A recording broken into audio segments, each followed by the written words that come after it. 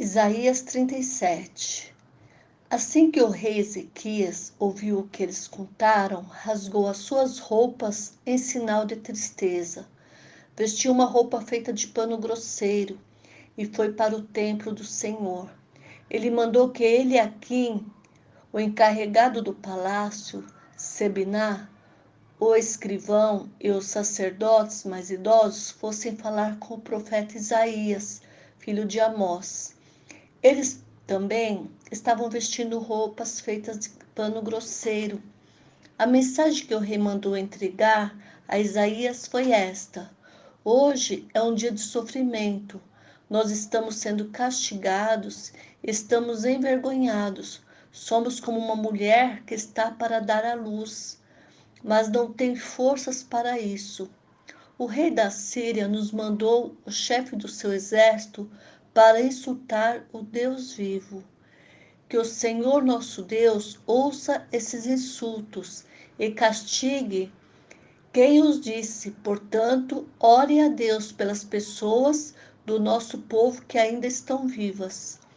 Isaías recebeu a mensagem do rei Ezequias e mandou estas respostas. Ó Senhor, Deus diz que o Senhor não deve deixar que os assírios o assustem, dizendo que Deus não pode salvá-los. Deus vai fazer o rei da Síria ouvir uma notícia que o fará voltar para a terra dele, e Deus vai fazer com que ele seja morto ali. O oficial assírio soube que o rei da Síria havia saído de Laquis e que estava lutando contra a cidade de Líbna. Portanto, foi até lá para falar com ele. O rei ouviu dizer que o exército dos egípcios, comandado pelo rei Tiraca, da Etiópia, vinha vindo para atacá-lo. Então mandou uma carta ao rei Ezequias de Judá. A carta dizia assim: O seu Deus, em quem você confia, lhe diz que Jerusalém não vai cair nas minhas mãos, mas não deixe que ele o engane. Você já ouviu falar daquilo que um rei assírio faz com qualquer país que ele resolve destruir? Por acaso você pensa que poderá escapar? Os meus antepassados destruíram as cidades de Gozã, Arã e Rezefe, e mataram o povo de Edém, que morava em Telassar, e nenhum dos seus deuses os pôde salvar. Onde estão os reis da cidade de Amate, de Arpate, de Sefaim, de Ena e de Iva? O rei Ezequias recebeu a carta das mãos dos mensageiros e a leu. Depois foi até o templo, pôs a carta ali na presença de Deus, o Senhor, e orou assim: Ó Senhor Todo-Poderoso, Deus de Israel, que está sentado no teu trono, que fica acima dos querubins, só tu és Deus e governa todos os reinos do mundo. Tu criastes o céu e a terra. Ó Senhor, olha para o que está acontecendo com a gente.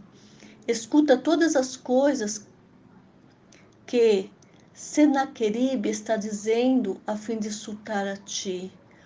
Ó Deus vivo, todos nós sabemos, ó Deus, que os reis da Síria destruíram muitas nações, arrasaram as suas terras e queimaram os seus deuses, que não eram deuses de verdade, e sim imagens de madeira e de pedra, feitas por mãos humanas. Agora, ó Senhor nosso Deus, salva-nos dos assírios, a fim de que todas as nações do mundo fiquem sabendo que só tu, ó Senhor, és Deus. Então, Isaías mandou uma mensagem para o rei Ezequias. Nela, ele dizia que, em resposta à oração do rei, o Senhor, o Deus de Israel, tinha dito o seguinte: a cidade de Jerusalém ri e caçoa de você. Senaqueribe, a quem você pensa que ofendeu e insultou, de quem zombou, você me mandou os seus oficiais para se gabarem que com seus muitos carros de guerra você conquistou a mais alta montanha do Líbano.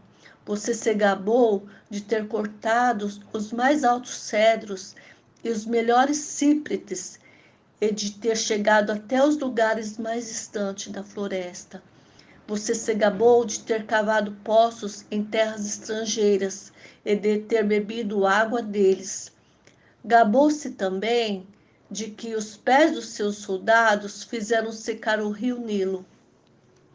Por acaso você não sabe que fui eu que planejei tudo isso há muito tempo e agora fez tudo acontecer? Eu dei a você o poder de fazer as cidades cercadas de muralhas virarem montões de entulho. Por isso, os seus moradores ficaram fracos e andaram cheios de medo e de vergonha. Eles ficaram com o capim do campo e a erva verde, e como a erva que cresce nos telhados e que seca quando o vento quente do leste sopra nele. Mas eu conheço você muito bem. Sei que o que você faz e aonde vai, sei que você me odeia. Eu soube do seu ódio e do seu orgulho, e agora vou pôr uma argola no seu nariz, e um freio na sua boca, e farei você voltar pelo mesmo caminho por onde veio. Então Isaías disse ao rei Ezequias: Este é o sinal daquilo que vai acontecer neste ano. No ano que vem, vocês terão para comer somente o que nascer por si mesmo, sem ser plantado.